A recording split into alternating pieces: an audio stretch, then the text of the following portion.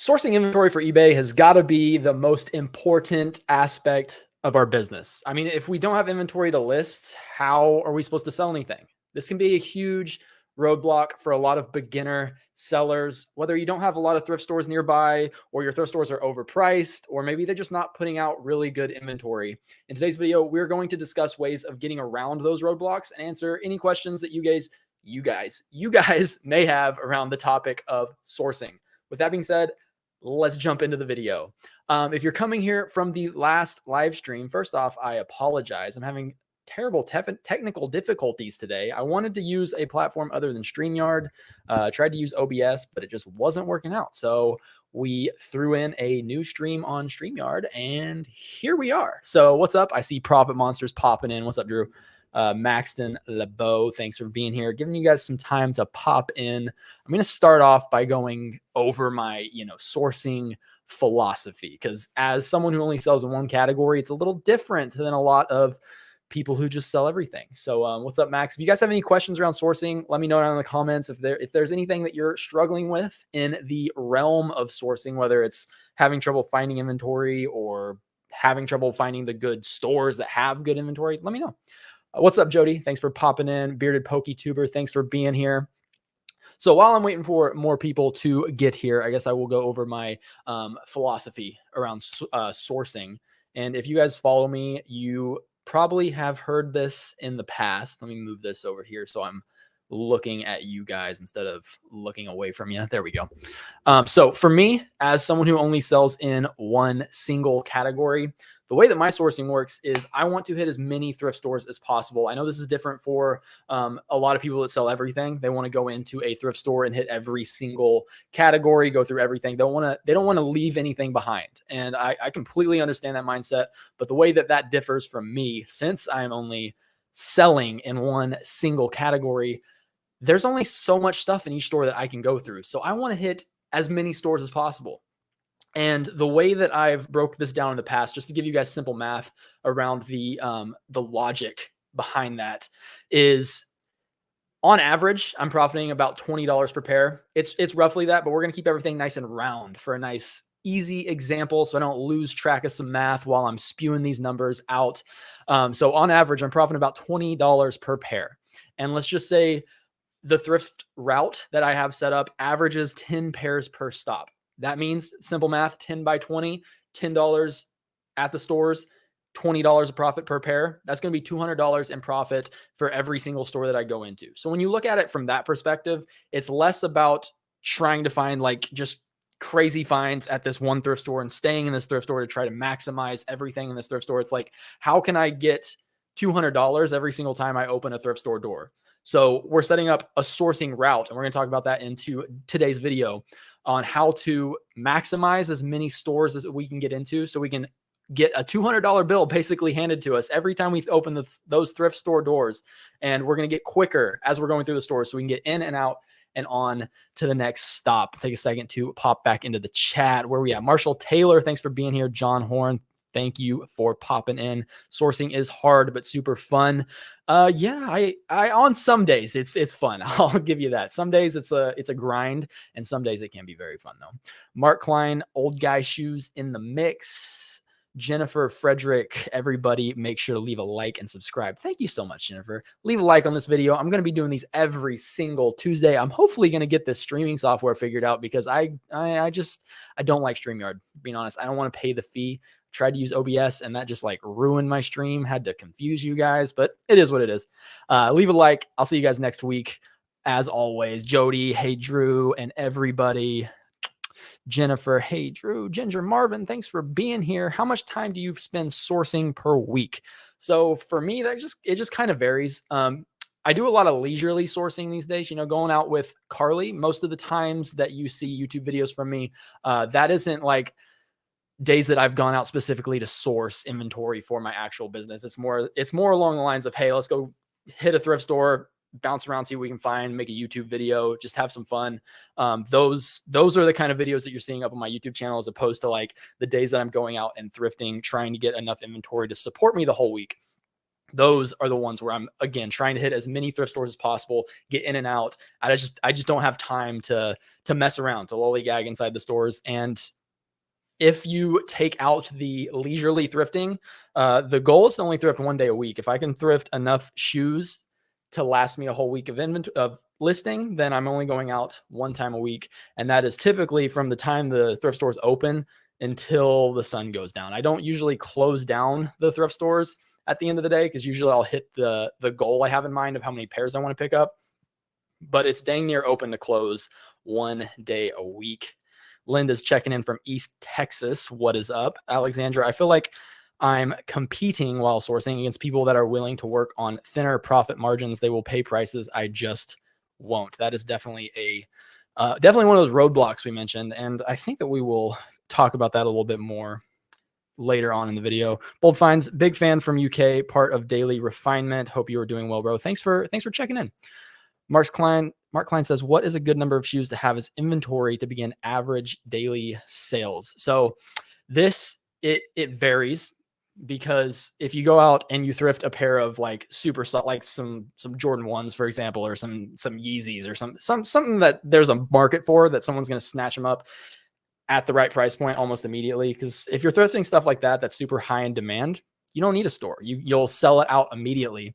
But with like a bunch of like the bread and butter stuff that I'm selling, that I'm basing my entire business on, the bread and butter stuff that you can go into every single thrift store and find, because I really don't pick up a ton of home runs, as you'd say. It's a lot of stuff that has a 30, 60, 90-day sell-through rate, and I need that store built up. And the long tail of that is, if I'm listing items every single day that have a 30 to 60-day sell-through rate, in 60 days, those items will be selling every day, if that makes sense. So if you list 60-day sell-through rate items every single day, after 60 days, your store is going to be built up, and by that sell-through rate, they will be selling every single day. So it just depends on the quality of items that you're getting and how competitively you're pricing them, as well as some other factors.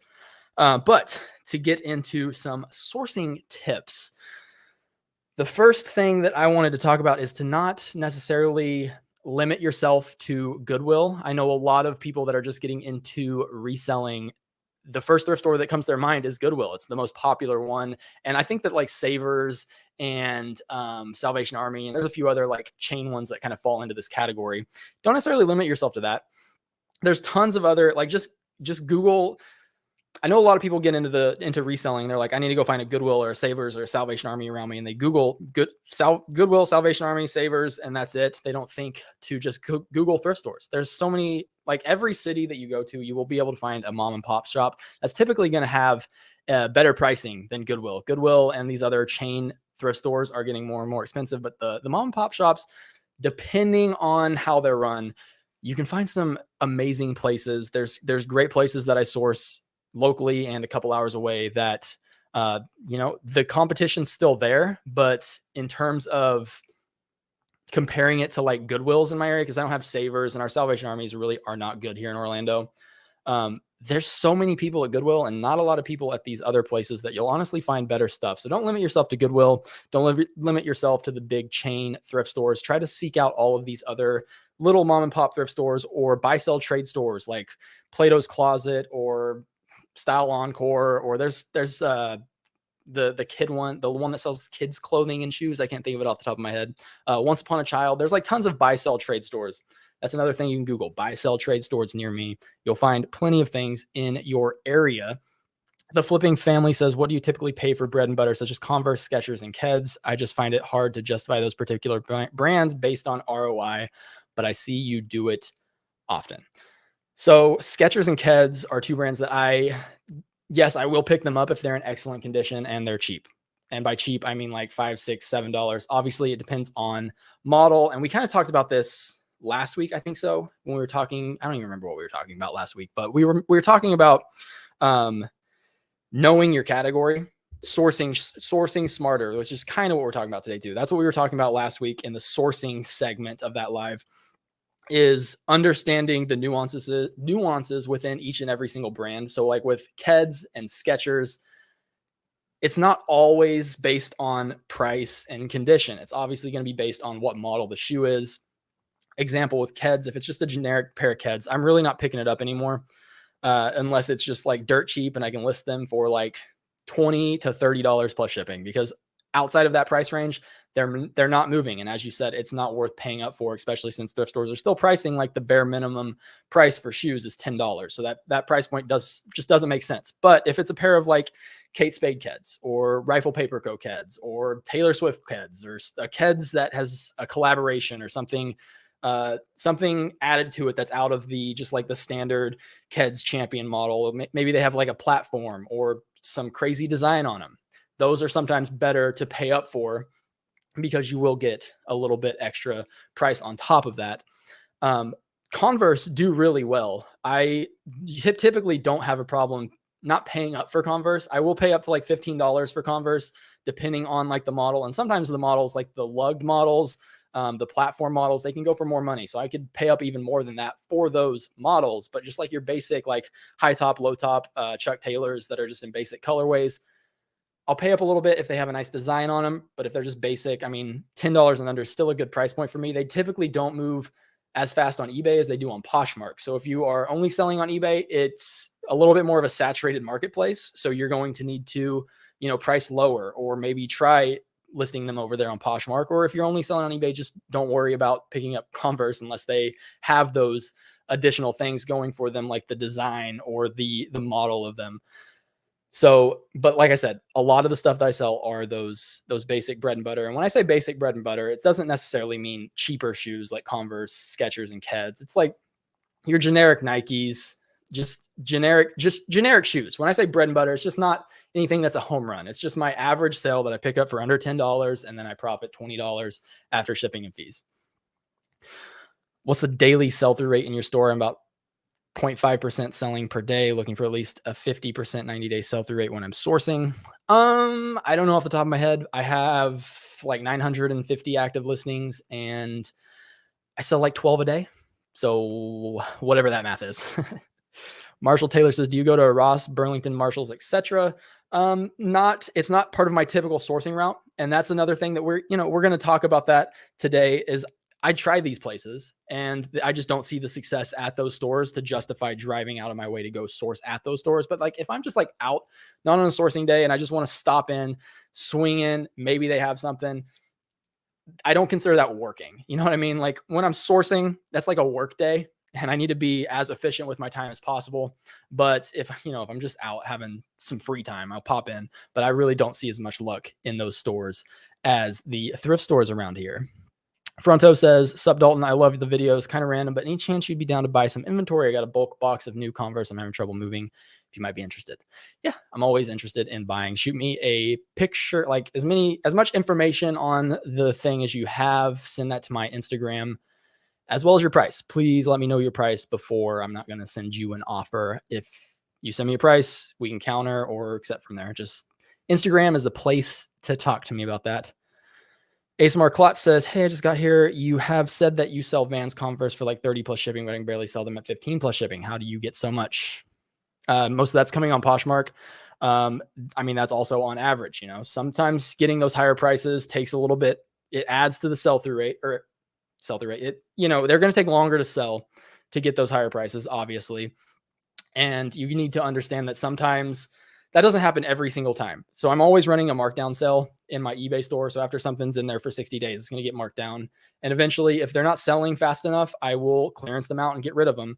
But again, most of those higher prices are from Poshmark with those kind of brands, unless it's like some kind of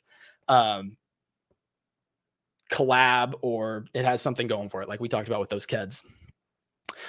Jennifer said, ASMR Klotz, the key is dealing with Dalton shoe trees. That is correct. If you go to the link in the bio, you can pick some dealing with Dalton shoe trees, and then your sales are going to just skyrocket. And if you get too many sales that you don't have time to ship them out, you're running into problems where you're selling so much that your time is being wasted by shipping, give me a call and we can move forward from there. But start off buying those dealing with Dalton shoe trees. I'm just messing with you guys. I would appreciate it though. Easy way to support the channel. Chris Rega, have you tried local business cards, flyers to source? No, but I have posted in like Nextdoor and on Facebook. Haven't seen a ton of success from that, but that's a definite, like if that's good in your area, it's worth trying. Retail Recon says, see you Thursday at 10, baby boy. Probably not going to happen. See, I'm going to vent to you guys here. A lot of my friends live like 45 to an hour away from me, and they always want to hang out, but they never want to drive over to my side of town. I'm always driving to them. I offered to hang out a little closer to me, and they didn't want to. So everybody go shoot Retail Recon a DM on Instagram and tell him he needs to drive to me every now and then. Just kidding, Chris. I love you, buddy. Jacole says, sourcing isn't my problem. Setting time aside to list is my issue. I just came across your page and catching up on your videos. Yeah, that's a tough one. But like, just think about it like this. If we don't list, we're not getting paid. And if we're not getting paid, we got to go back to our day job or spend more time in our day job. So, everybody has a job. Everybody has things that they don't necessarily, not everybody, but every job consists of things that we don't necessarily love to do. I don't love sitting at my computer and listing for 2-3 hours straight, but I could be working 9 to 5 and hating every minute of that. So, it's just a nice trade-off. What's up, Collins on the move? Thanks for being here. Bearded PokeTuber says, Dalton must be good luck. 2 eBay sales and 1 Posh sell since the live started. Let's go. If you guys are making any sales, let me know down in the comments. But anyway, let me get back. We stayed on topic, but what I want to talk about today is setting up that sourcing route and maximizing that sourcing route. And lately, one of my, this just came to me. This is about to be the greatest analogy that you guys have ever heard.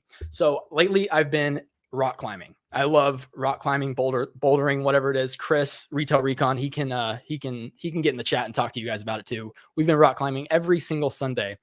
And the thing is, if you've never been, it's basically a wall in front of you, and there's a bunch of footholds and places to grip your hand, and you're trying to get from the start to the finish. And you don't necessarily need to use every single foothold on the way up.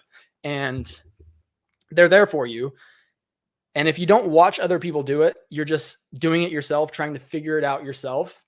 It starts out really hard, and you're trying to work your way up, and you're trying to figure out the right path to get up to the top of the path.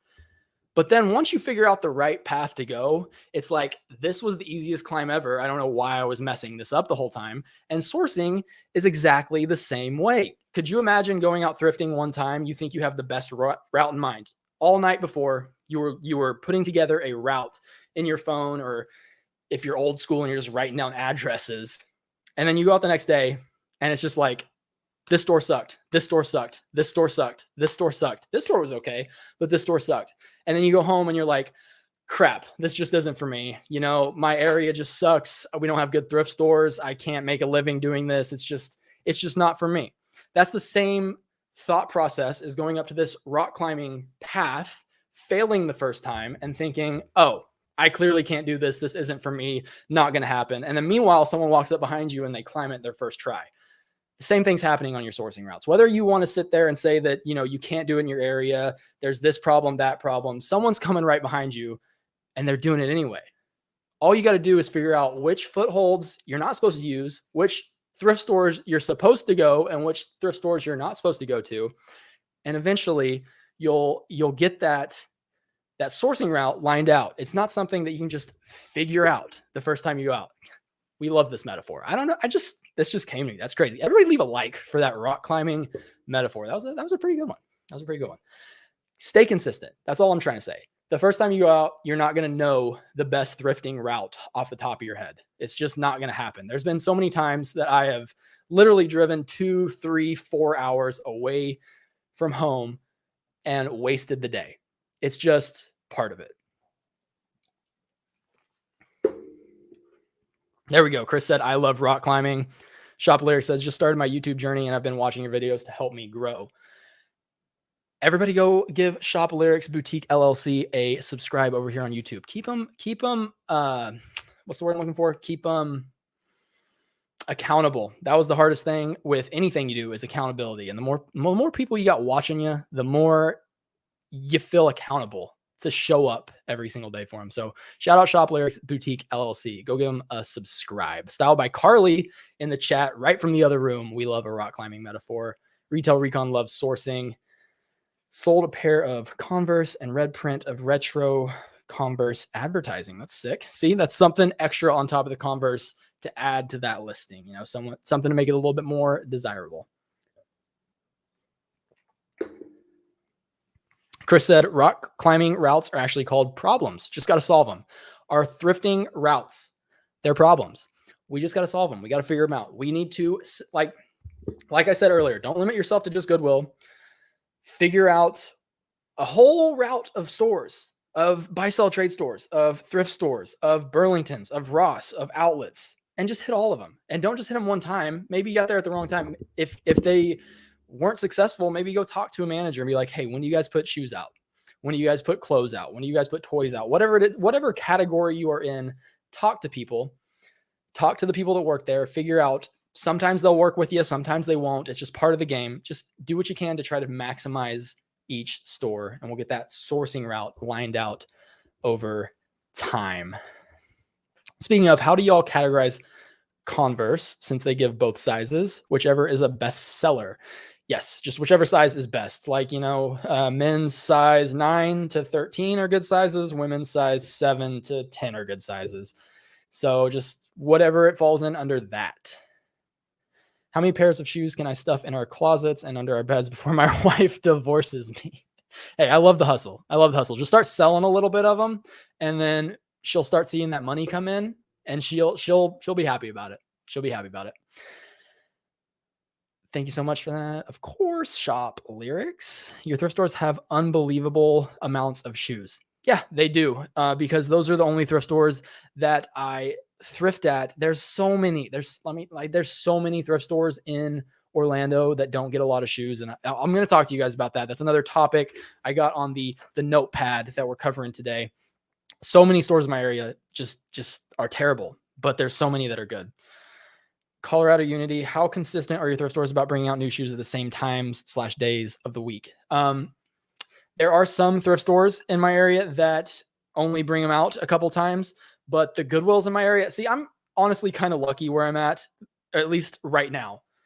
In the past, I'd be driving to Tampa to source, and that's like 2 hours away from me. But lately, I've been having a lot of luck here in Orlando. So I'm kind of staying at home, but Orlando's big. It's like the farthest stop is like an hour and a half away from me. And then it's still not super close, but I'm lucky because our Goodwills do get a lot of inventory in. Not all of them. There are some Goodwills that are terrible, and some Goodwills that just price astronomically high that they have the same thing sitting on the shelf every week. But a lot of them bring out shoes multiple times per day. So literally, Chris, for example, who's in the chat, does the exact same thing as me. He can go thrifting, and then the next day I could go thrifting, and we both could do really good. Since I'm only sourcing 1 day a week, like, competition is there, but it's not a problem because the thrift stores are just like so consistent about putting shoes out. And that's because I figured out which of these stores to stop at because they put out shoes consistently. You know what I mean? Bearded PokeTuber, thank you so much for the $20 super chat. I really appreciate that.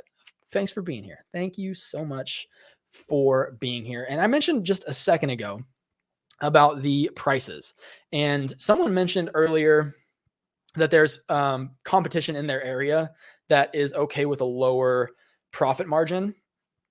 And I just think that that's one of the many reasons why selling in one category is just, in my opinion, the way to go. I know I'm probably beating a dead horse here. I know I'm never going to convince any of you guys otherwise, some of you guys otherwise, but having in-depth knowledge about just one specific category, you open yourself up to a lot more opportunities when sourcing. For example, those Converse, Vans, Keds. If you get Keds is a bad example. Like I said, I'm not really picking up Keds anymore unless they're like a collab, like Rival Paper Co. But anyway, Vans, Converse, great example for this. A novice reseller, someone who's just walking in, or someone that's a very experienced reseller. Because let me tell you, there are thrift stores, and I'm sure that some of you guys can attest to this. There's some thrift stores that put out carts of inventory so often that people will go there at open and they will stay there all day. And throughout my career as a reseller, I have picked up on the fact that when I walk into a thrift store, there's a few people that see me and they go straight to the shoes because they're like, I'm here, I'm staying here all day. All I care about is these carts. But that guy, he sells shoes, and I know he's going straight to the shoes. So I'm going to go check out the shoes and make sure that there's nothing over there that I've missed before he gets to it. And that's fine. I'm not going to race this guy over there. This is why I don't like the Goodwill bins, because it's such a fight. I don't care. There's enough. I don't need the home runs. The home runs are going to come. But the thing is, he's only looking for those home runs because he doesn't have the knowledge or the desire, really. Because it's a lot of stuff that people that only want the home runs have no desire to list. But like those Vans and Converse, these people, the new resellers or those kind of resellers, they'll go over there and all they know is comps. Comps, they live and breathe by comps, and that is a good ideology. That is a good thing to do. You should live and breathe by comps until you get that understanding of the market. If you go over to the shoe section and you look up comps on a pair of Vans, you're going to notice that there's thousands of listed. There's thousands of solds, but the solds just aren't very high, and the thrift stores are charging $10 a pair. But since I go in there and I sell Vans every single day, I don't really need to get top dollar for the Vans. I don't need to have that huge profit margin on the Vans. I just know that they sell so frequently, and sometimes they'll sell for a high price point. But I have so many of them available in my store that I'll get a good offer on them, maybe double, 2.5x my money, move them, and I can go to the thrift store and I can replace that. It's those kind of brands are like replenishables. I should have wrote a script for this. Like I talked about this last week. I'm just kind of going off the head, and this stuff's coming to me. And like, I feel like if I formulated this into a thought before I said it to you guys, it would be so much better, but I still think we're going to get through to you guys. I still think this is going to make sense. But these are the replenishables at the thrift store. The home runs are not replenishable. The Vans, the Converse, the generic Nikes, the stuff that doesn't make sense based on comps alone, the things that look like they have a bad sell-through rate, those are the things that I'm thriving on. The things that nobody else is picking up, the things that the novice resellers or the resellers that sell everything, those things that they're passing on, I'm picking up. And those are my replenishables because I'm selling those every single day. Maybe not for the profit margins that most people are looking for, but we're going for volume. And since I can move those quick at a profit, I can go to the thrift store the next day and replace that. So I hope that makes sense. They're the replenishables. The bread and butter are the replenishables. And every now and then we get a hand, because every time I go sourcing, I find a few home runs. I find if I buy 100 pairs of shoes, 9 times out of 10 to 15 of those shoes will pay for the whole haul. And then I have 85 pairs of bread and butter pairs that fill up my store. And then once those sell, it's just rinse and repeat. Elise made it to another live. Thank you so much for being here. Jennifer says, also, the more brand and style knowledge you have, the easier it is to source. Exactly. Because the easier or the more brand and style knowledge that you have, the less time that you have to spend looking up comps. When you're only selling in this one category, this is another cheat code, if you will, to get into more stores every single time you go outsourcing. Because if we can eliminate a step, this is why businesses hire people, because they want to eliminate a step in their own personal life. If you are my parents own a restaurant, right? And, early on, my dad would cook on the line. He'd wash dishes. He'd do all these things, but he can't be everywhere at one time. And if he did, the service quality would go down. So I need to hire a cook. I need to hire a dishwasher. I need to hire a waitress. I need to hire a host. I need to hire all these people to free up my time so my time can be maximized in other areas. And we're doing the same thing when we cut out unnecessary aspects of our business. And one of those unnecessary aspects is researching the comps of every single, like if I'm going to the thrift store and have 25 pairs of shoes in my cart, you can imagine how long it would take to thoroughly look up comps on 25 pairs of shoes. If I had to do that at every single thrift store, if I'm out from open to close, I'm hitting half as many stores as I could if I just knew the market, because I've been doing this for a while. And again, you can't learn this overnight. It's not something that you're going to watch this video and you're just going to absorb this knowledge. It's going to take it. I mean, I've been doing this for I don't know off the top of my head, 4 years. And I'm just here because I stayed consistent. I went to these thrift stores. I struck out. I did terrible sourcing routes, but I figured out which sourcing routes work. I've sold thousands and thousands and thousands of shoes. I understand seasonality of things. Like I understand this from experience, and that's just what it takes. Wow. Got off on a little rant there. Where are we at? Collins on Move. Again, hit that like. I don't have this pulled up. I don't know how many likes we got on the video, but we got 74 people that are watching this right now. And I guarantee you, we don't have 74 likes. So hit that like button. Jennifer, thank you so much for the $3 super chat. You guys are the best. You guys are amazing. Great content as always. Thank you. Thank you. Thank you. Thank you. Shop Lyrics, do you only list on eBay? If not, what other platforms do you use? I use eBay and Poshmark. In a perfect world, I'd sell on one platform, and I'm trying to get to that point. I'm trying to get to the point where I can only sell on one platform. There's pros and cons to, there's pros and cons to listing on multiple platforms. I do think that if you're cross-listing, selling on as many platforms as possible, in my opinion, it's not for me. I don't love that. I think the less, the better. If you can get down to 2, the reason I like eBay and Poshmark is because eBay's eBay. It is just, they have so many people shopping on there. It's the easiest one to run it like a business. They have like the coupons and the markdown sales. And I talk about this in the last live. They have so many things that you can treat it like a business and remarket to people. And I just love eBay. I'm probably in the minority here. I just love eBay. But then Poshmark, it just has a different buyer. And like I've mentioned a couple times, the Vans and the Converse and stuff like that is a lot easier to sell over there on Poshmark. If I cut out Poshmark, Vans and Converse and those kind of shoes would probably be cut out of my sourcing strategy because they just aren't as sold as well over on eBay. But I do see that with Poshmark's sharing that they have going on, and the way that the search works is like the recently shared is at the top. The psychology of your listing, putting together like good pictures, well-lit pictures, a good title, having things that you know are in demand over there, can justify a higher price point because people over on Poshmark, since it's sorted by the recently shared, people will see something they want, and it's like more prone to impulse purchases, if that makes sense. So eBay and Poshmark kind of went off on a tangent there. I sell on eBay, or I list everything on eBay, and then I use List Perfectly to cross-list them over to Poshmark, just using the Chrome extension. I don't pump everything into List Perfectly. I just go straight from eBay to Poshmark. If you want to try that out, I got a 30% off your first month down in the description. But yeah, eBay and not List Perfectly, but eBay and Poshmark. Jess is late to the party, but we are so happy that you made it. Jody Cardinal, I'm hoping you have enough Converse so that people can see I have Converse for every member of their family. Spot on. And then the thing is, once one of them sells, once a family comes in and buys shoes for their entire family, you can go to the thrift store and replace every single one of those shoes. Because there's always Converse. Because people don't want to buy them because they look like on paper that they're not worth picking up.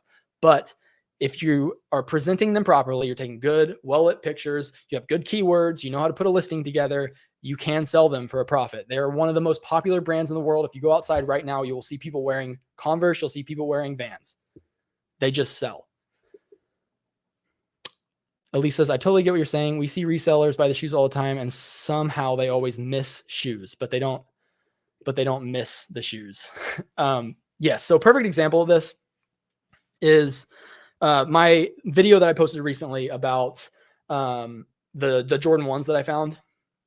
When I walked in that thrift store, there were guys, you can kind of hear them in the video. I can't remember if I left the clip in or not, but there were guys standing over by the men's shoe section, and they were saying something along the lines of, it hasn't been a great day today. They haven't brought out a bunch of men's shoes, yada, yada, yada. They were just waiting on men's shoes to come out, and they were feeling very discouraged, and they just didn't go through the women's shoes because a lot of novice resellers or resellers that only that sell everything, those guys that stay there all day, they just assume women's shoes aren't as profitable as men's shoes because statistically speaking, men's shoes are more profitable than women's shoes.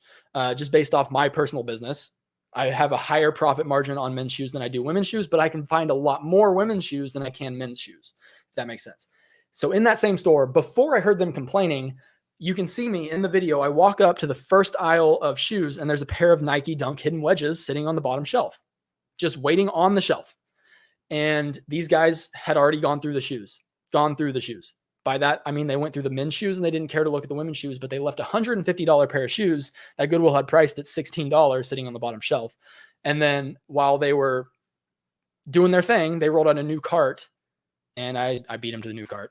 That's the video. I can't remember why we got off on that tangent, but yeah. People think they miss the shoes, but they just don't know what they're looking for because they don't have the knowledge in that specific category. All right, where are we at?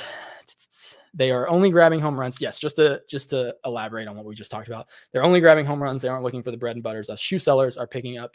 Exactly. Baldy Pal, Adam, thanks for being here. How do you handle unknown or new brands when you come across them? What catches your eye and makes you stop to look it up? Okay, so that's something that I just realized that I failed to talk about when we were talking about cutting out research, because I still do research, but I'm not doing research on every single pair that's in my cart. Obviously, I don't know every single brand in the world. I don't know every single model in the world. You guys are still, like, to this day, I get DMs from you guys on Instagram or comments in the YouTube section saying, like, I missed a pair of shoes. And that's just it. I run my business. The majority of my sales are Nike, Converse, Vans, Adidas, like the stuff you see every day. I don't know every single brand in the world. Sometimes I have to look brands up. So I'm not completely cutting the research out, but things that I look for is something unique.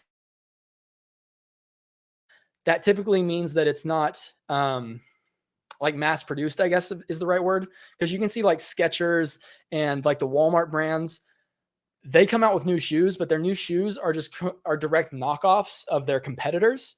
If I see a design that's unique and I can look at it, after doing this for a while, you can look at a pair of shoes and see whether or not the quality of that shoe is a good quality or not.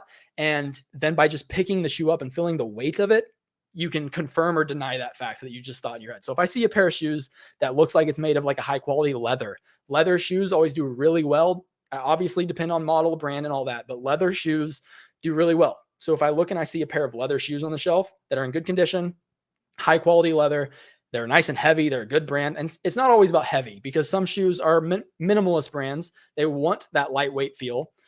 But if it's a brand that I'm not familiar with, yes, I'm going to research comps. I've held enough shoes in my years of doing this that I can tell what looks like good quality, what feels like good quality, and then we go from there. I'm never afraid to look something up. I do overlook things every single day, but I'm not afraid to look things up that I'm unsure about. What's up, JL Crew 5? Thanks for being here again. Bradley Smith, I have an extremely important question. Is anybody having an issue with payout currently? Not that I know of. If anybody has any issues with that, let them know down in the chat. David, sorry you're late, but I'm happy that you're here. Thanks for stopping in. JL Crew, do you charge on Poshmark to make up the 20%? No, because eBay is also basically 20%.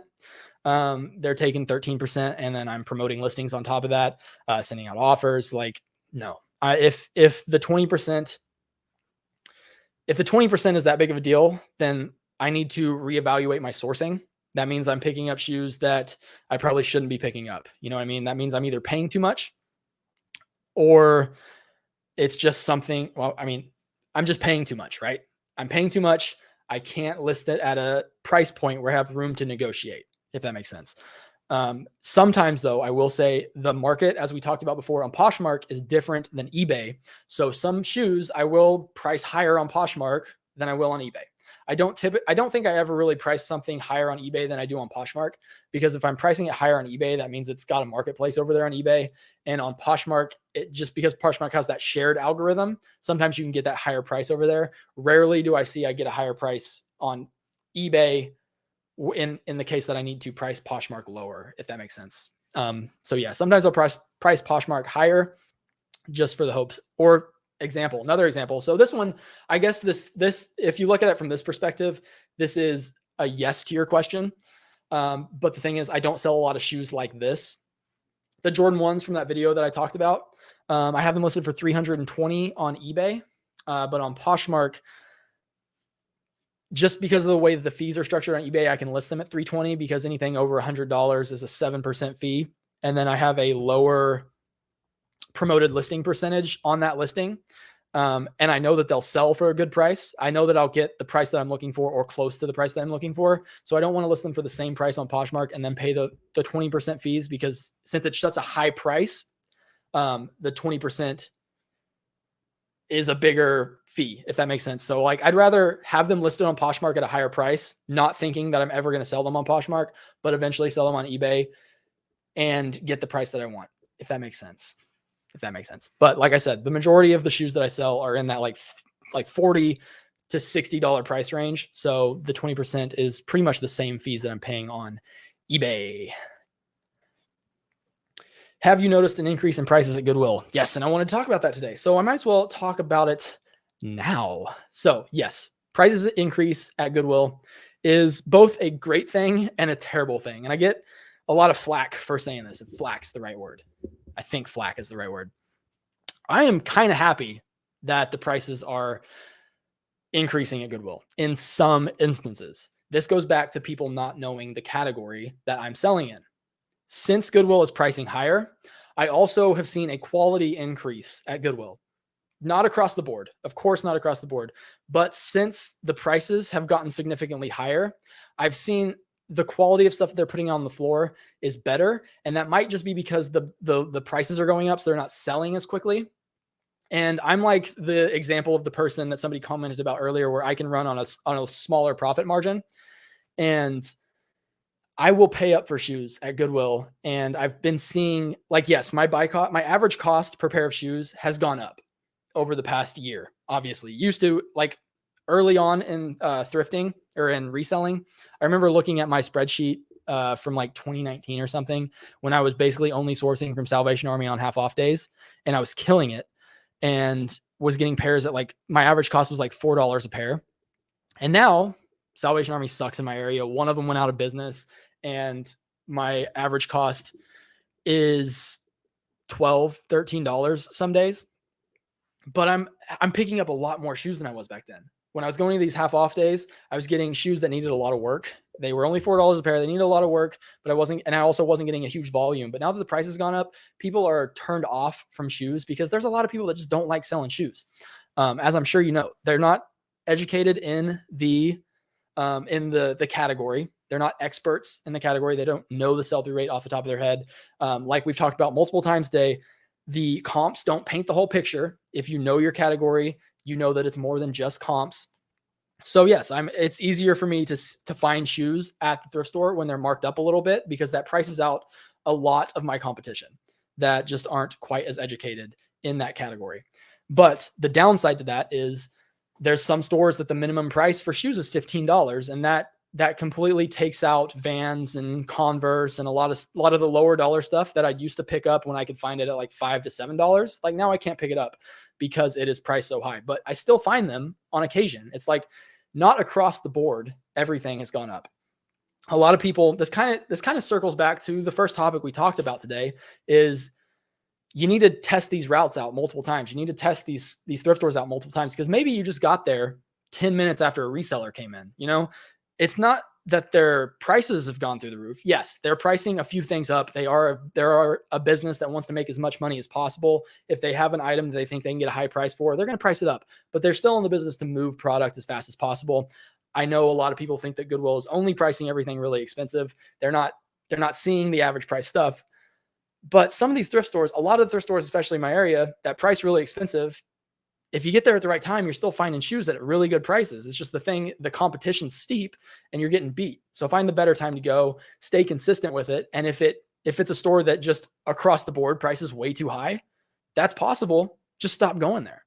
But at least speaking from the Orlando perspective, there are some stores, like, literally they will be right next door to each other. There's two Goodwills that are like a 5-minute drive away from each other. And sometimes, especially right now, the way that they're pricing, I don't know if they like hire new people to price or how that works. But right now you go into one store and they have an end cap of their nice shoes, which aren't really exactly nice shoes. They're shoes that they have priced way higher than eBay. And they'll have them priced at $60, $70, $80, $90. And then everything on the shelf is $15, $20, $25. And you can't find anything. You drive 5 minutes up the road, still a Goodwill. It's not a different thrift store. And they have Hocus for $6, On Clouds for $5. It's just, if one store is acting like that, maybe stop going there for a little bit. And I've noticed that these Goodwills go through cycles. They will try to price things really high. They'll notice that they're not moving anything. Everything's ending up at the bins. So they'll start lowering the prices down. Things will start selling really fast for them. And then they'll start raising the prices again. It makes sense. Like, I'm not mad about it. They're just looking for that sweet spot. And they just go through these cycles. So just got the burpees. Need to get these out. They're just going through these cycles where they're trying to find that right price point. So if they're really high right now, maybe stop going there for 6 months. Thrift, source other places, and then come back to it. I'm sure that their prices will eventually get better. Tay Sells says, do you account for cost of goods for each item individually as it sells? I did last year, and I hate going one by one trying to account cost of goods and fees monthly. Now just curious what you do. Thanks for all your info. So there's the way that I did it in the past, and then there's the way that I'm planning to do it this year. So the way that I've got a video on my account called Average Cost Method Explained. That is a very nerdy video that'll tell you exactly how I do my cost of goods.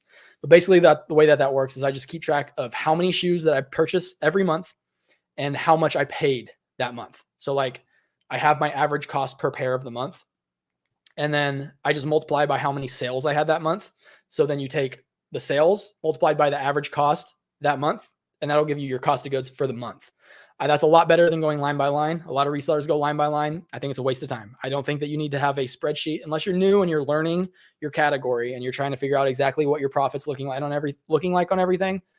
Doing line by line accounting, the date you purchased it, the cost you paid for that exact item, how much you sold for, exactly what the fees are, it's a waste of time in my opinion. I did the average cost literally my entire reselling career up until this year. You can also write things off as you buy them. I can't think of the method off the top of my head. By the way, we're just talking about this for fun. I'm not an accountant, so don't listen to me. But you can just write things off as you buy them, and that's what I plan to do moving forward. So like whenever I purchase something from Goodwill, like at the end of the year, I have a cost of goods in my accounting software, and it's basically all the times that I've shopped at Goodwill, everything that I spent on inventory. That's what I'm writing off this year. And then next year, it's just going to start over.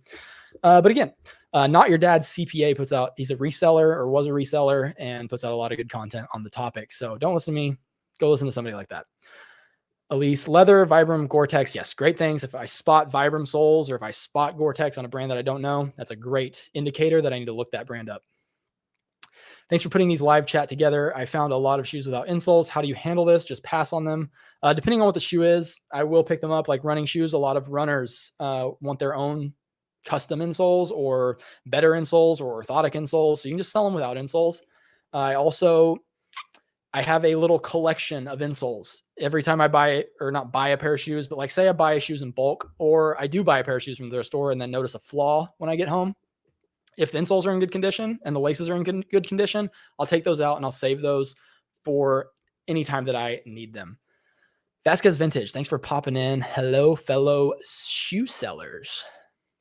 If you find a pair that looks like they have never been worn but just dusty, do you list as new? Depending on how dusty we're talking, like just put yourself in the buyer's perspective and try to take your reseller glasses off. Try to take your profit lenses off and look at it as a buyer. If you purchased these shoes from asics.com, I don't know why Asics came to my mind, but you purchased these shoes from asics.com and they shipped you the shoes and you opened them up. Would you think that those shoes were brand new? Would you be satisfied with that purchase from the manufacturer, from Asics? If the answer is yes, list them as brand new. If they're too dusty, just list them as pre-owned like new. What's up, D2C Vlogs? Just got here. Thanks for making it. Bloons stream when? All right. I need to stream some Bloons Tower Defense over on Twitch. If you guys, I've streamed on Twitch twice, I think. I haven't streamed in a long time, but if you're in this chat, go follow me on Twitch. I'm dealing with Dalton over there. I promise you, either this week or next week, I'll be streaming Bloons Tower Defense 6, and we will just be massacring some balloons. If Chris wants to join me, you're welcome, buddy. You're welcome. Styled by Carly. Don't forget you can look up what shoes people are wearing while you're out. Look for themes, common styles. Helps with sourcing, trends, research. I don't know where you're going to mention this.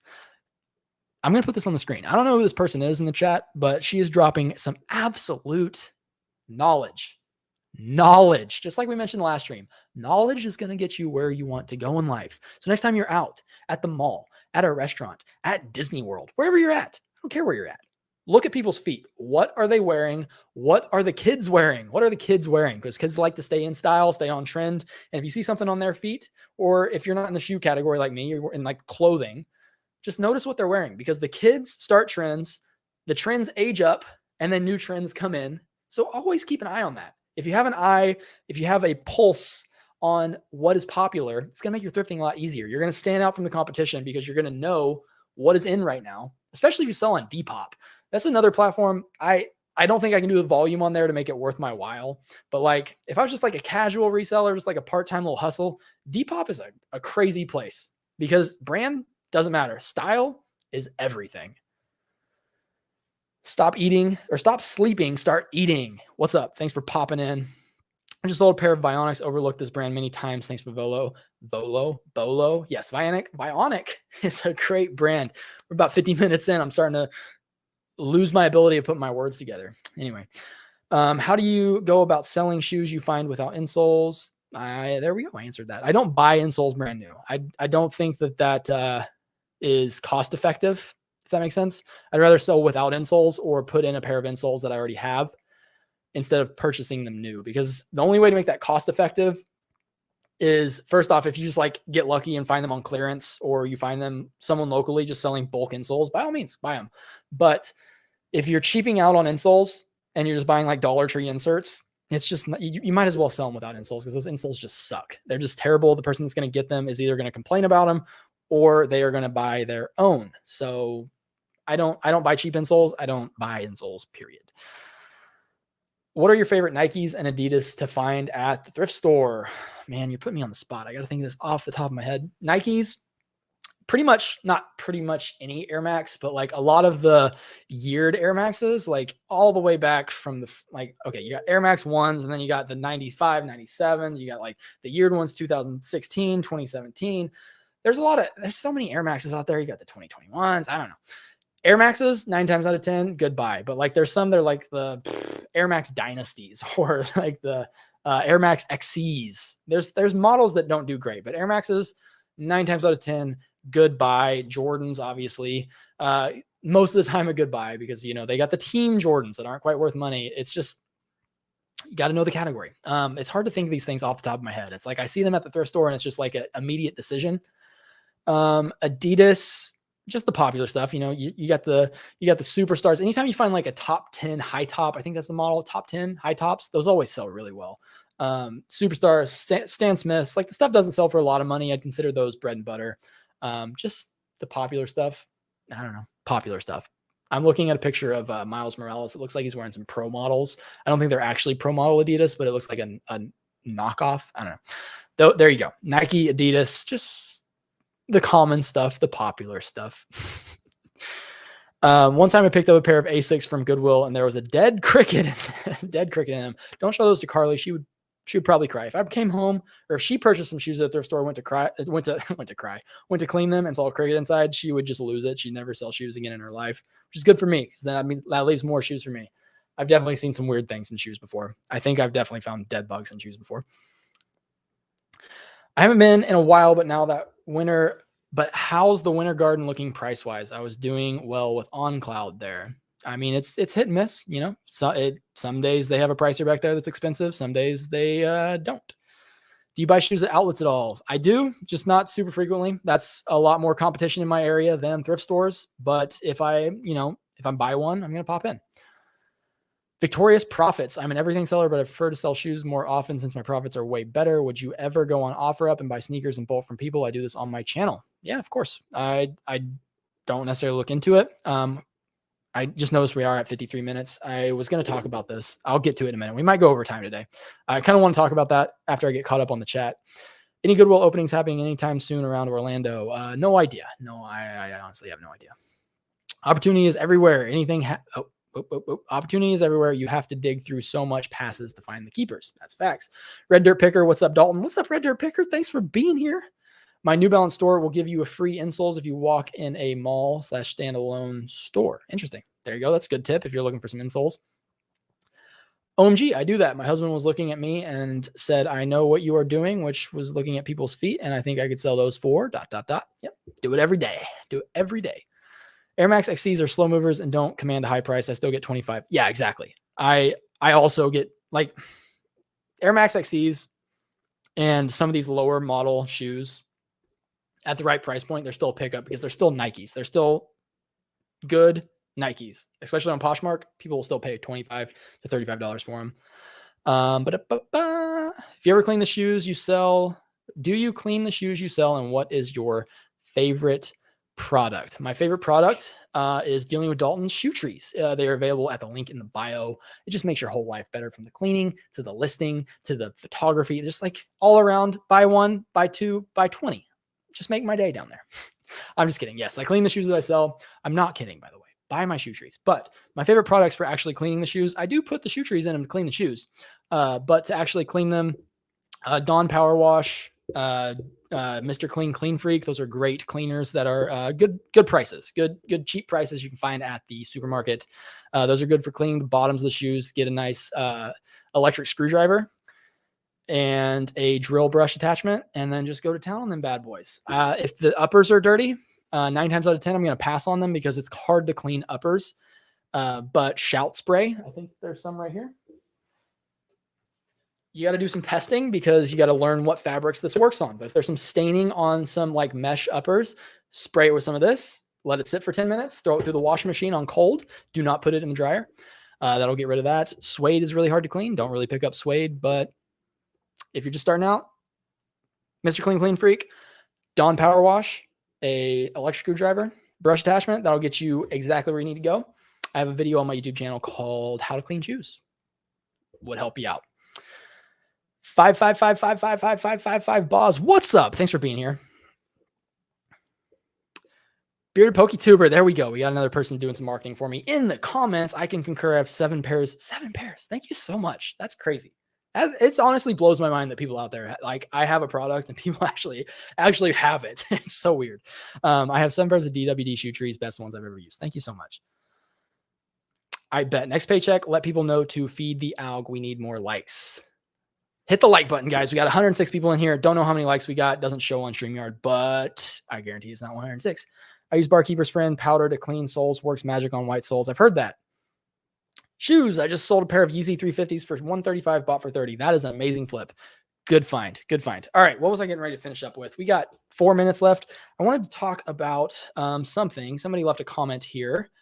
49 likes. That's half of you guys. Come on, leave a like button. Just tap it for me, guys. It's free. It's free. Also, that subscribe button, that's another free thing. What did we want to talk about? Offer up. There we go. If you have rinsed and repeated all of the things that we have talked about in today's video, and you are still not seeing success, you've hit every single store in your area and you can't find anything. Maybe it's not for you. Let's just be real. Every single person watching this is not going to be a successful reseller. If you're listening right now, I believe in you. It's going to be you. You're going to be the one to succeed. But everybody else that's watching this, it's a likely chance that not everybody's going to be successful in selling specifically shoes. But there are some ways that if that's what you want, if that's what you desire, if you really want to be a shoe reseller, expand. Just don't limit yourself to just your area. Sometimes you have to drive. Sometimes you have to make a trip. I know resellers that drive a very long way to hit their sourcing routes, and it is well worth it. If you're only sourcing 1 day a week like I am, which is very possible, it's a lot easier to only have to source 1 day a week if you are selling in one single category, because you can hit a ton of stores in one single day. Or maybe you drive somewhere, stay in a cheap hotel overnight, and then thrift the next day, and then you go 2 weeks without having to source again. You can drive to those places. I don't care what state you're in. You're within driving distance. And when I say driving distance, I mean like 6 hours. Like if I had to drive to Atlanta to source, which is like 6 to 7 hours away from me, I could make that work. I could drive to Atlanta on I'd have to, it'd take some testing to see which days are the best days to go. That would be a grind, but get there, thrift all day, sleep overnight, thrift all day, and then I won't have to do that again for 2 weeks. Like that's a workaround. But if you don't want to drive, because that does sound like boring, a lot of people do it. A lot of people make it work. Online arbitrage is an amazing aspect that you can start utilizing.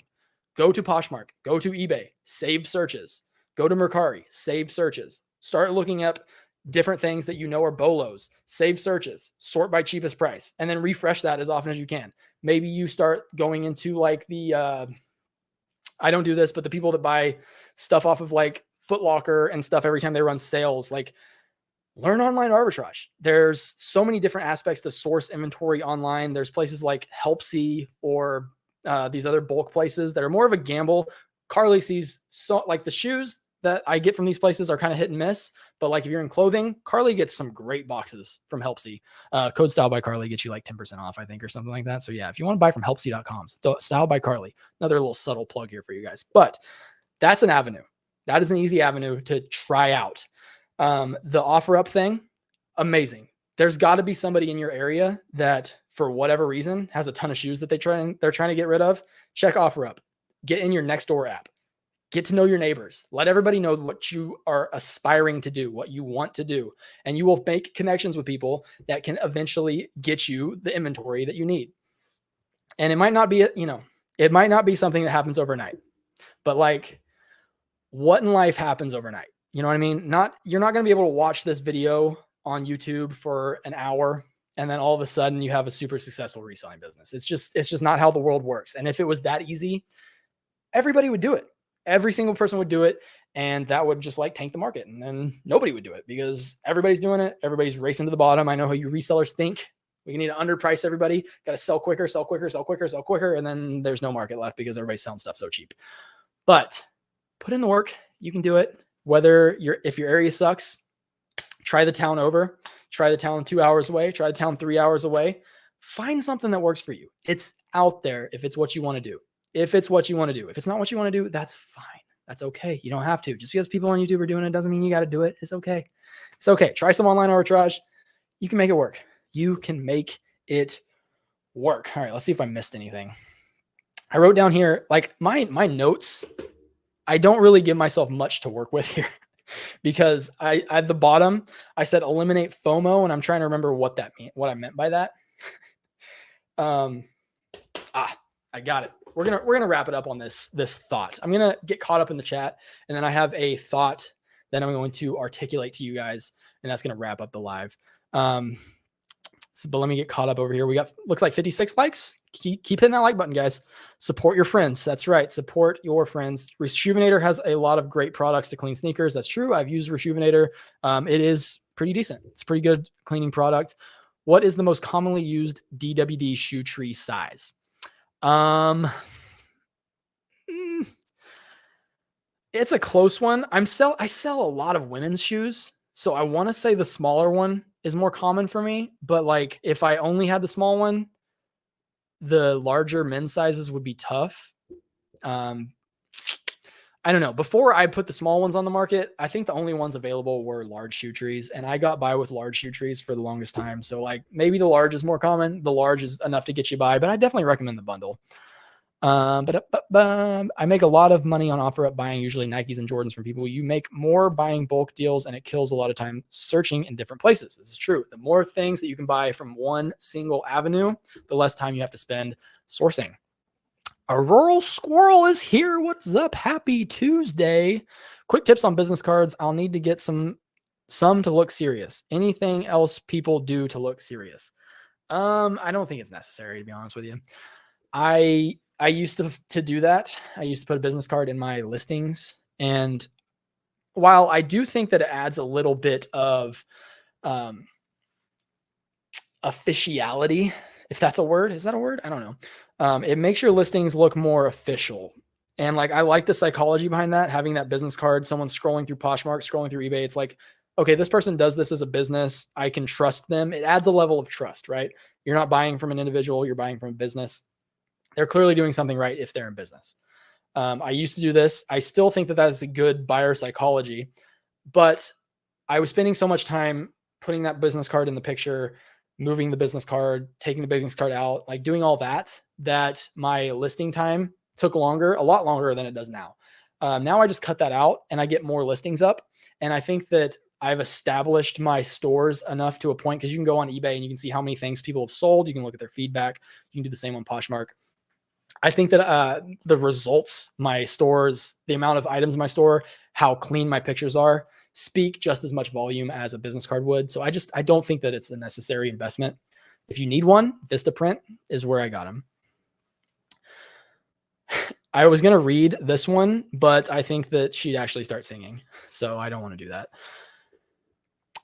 See, Jody, I want to get shoe saplings out. I don't know if that was if you left that comment or not, but some baby shoe trees. They're in the works. I ordered. We're running a test product that is similar to shoe trees. I just got a super itchy nose, so expect a new product coming in within the next couple months, hopefully 2 to 3 months. It's not shoe saplings. I'd love to get some tiny shoe trees manufactured for like baby shoes. It's in the works. Okay. And by works, I mean, it's up here. I've done nothing to make it happen, but it's up here. Hit the thrift shops near the richer areas. Yeah, that's a good tip. Carlio worked at the SCA concert and holy platform shoes galore. Hello, Mr. Shoe Trees. Hello, Mr. TCR, the courageous reseller, the corny reseller, the cocky reseller, the college resellers here, ladies and gentlemen. Thanks for being here. Phoenix Flippers, what's up, everyone? Thanks for popping in. A little late, but I'd love to see you. I love to see you here.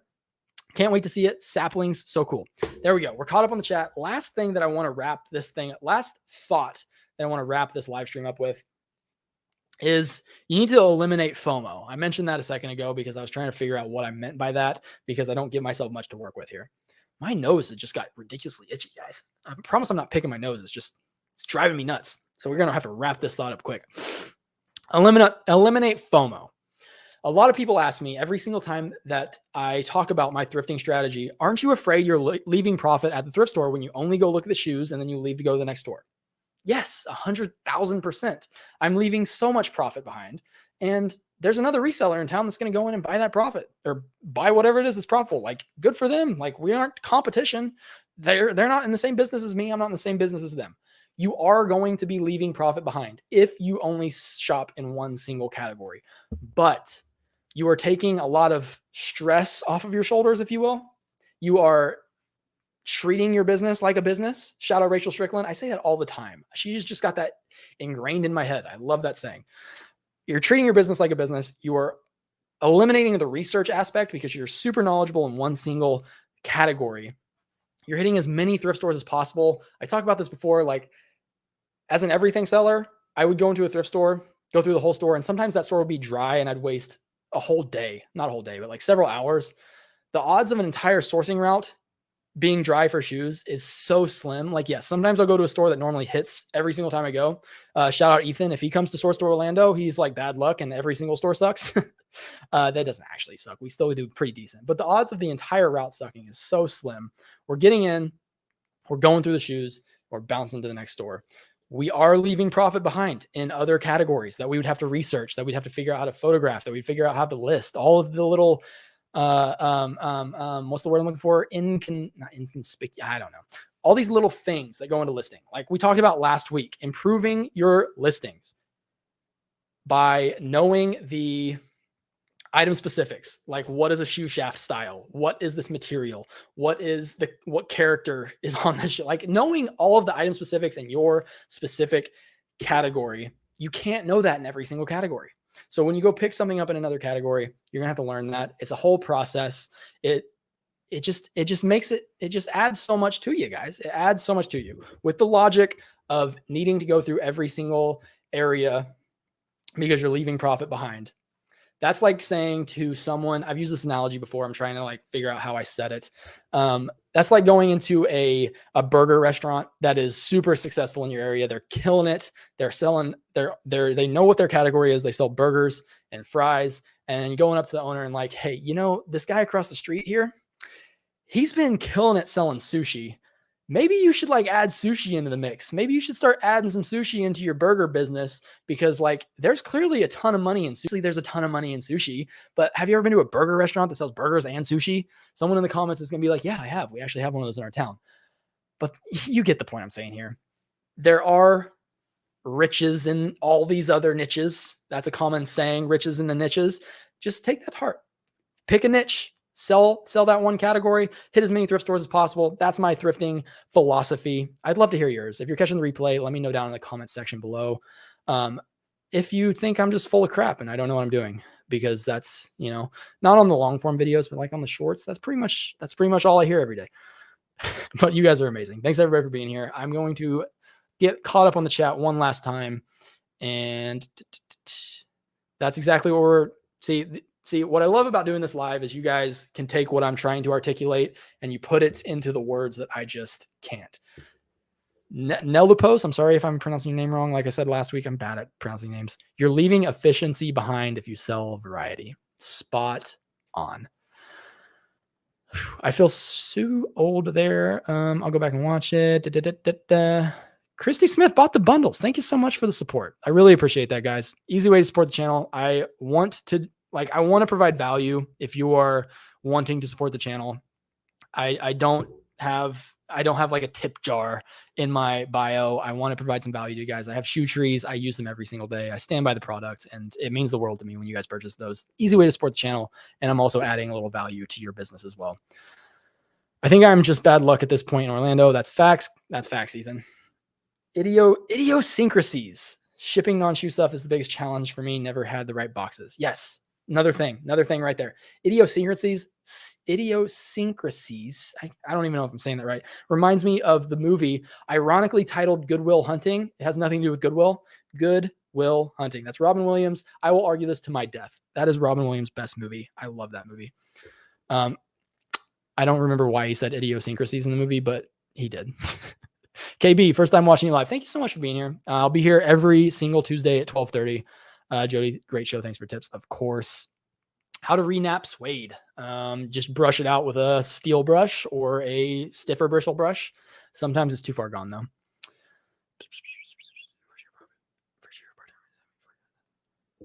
Oh my goodness. Caleb coming through. I sell nothing but shoes. March 1st will be my 1 year of part-time reselling. We made $45,000 through our first year of reselling. Thanks for all the help. It's out there, guys.